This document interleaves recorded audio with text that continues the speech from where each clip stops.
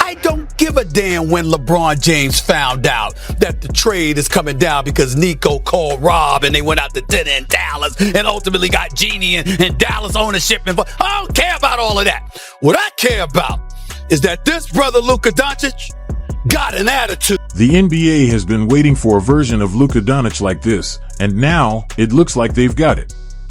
It started earlier in the season against the Spurs, where Luka delivered a complete two-way performance, 35 points, 13 assists, 9 rebounds, along with multiple steals and blocks in a tight win.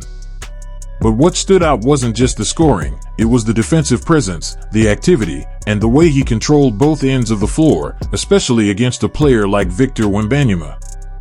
That's what made people take notice. This wasn't the same Luka the league saw when he entered in 2018.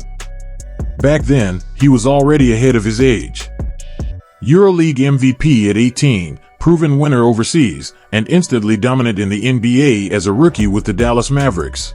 The exact time was 7:39 remaining in the third quarter, so roughly 4.5 minutes into the second half in a game that was hopelessly out of control.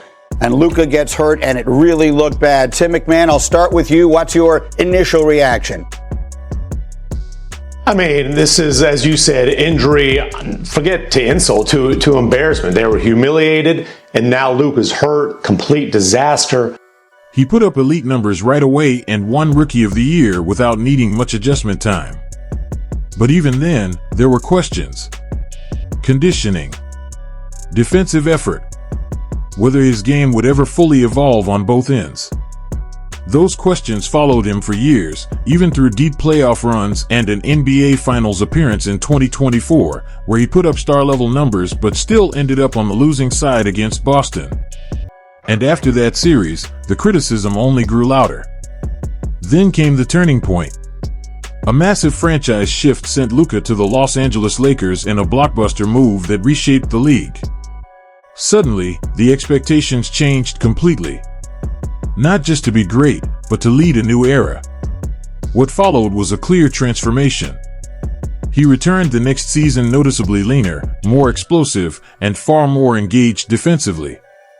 His movement improved, his stamina increased, and his fourth quarter production rose significantly. Is there a thought that it's maybe not worth it to play him tonight, considering you guys are too? Yeah, I mean, it was discussed at halftime. Thought we'd give those guys about 6 minutes, and then we were going to, if we didn't cut into the lead, we were going to pull them. And obviously it was around that time that I don't remember the exact time, but that happened.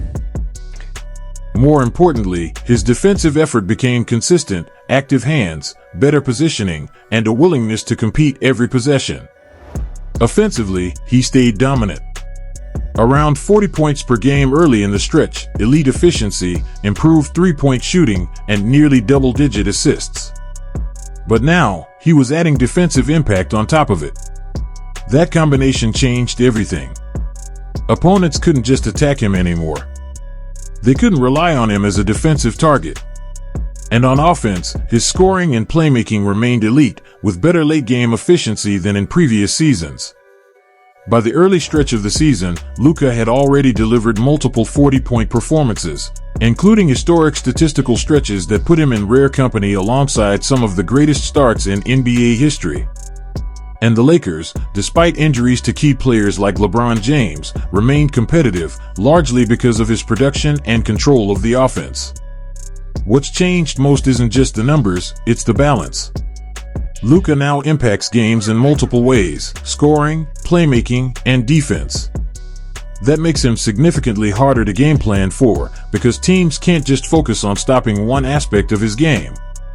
And that's what has the league paying attention. Not just that he's playing at an MVP level, but that he looks like a more complete version of himself, still only 26 years old, still entering his prime, and still improving. The concern around the league isn't just what he is now. It's what he could become if this version continues to develop. Because if this level of two-way dominance becomes consistent, the NBA isn't dealing with just a superstar anymore, it's dealing with a player who can control games on both ends every night. And that's what makes this moment so significant. Not hype. Not narrative. Just the reality of a player evolving into something the league has been anticipating for years.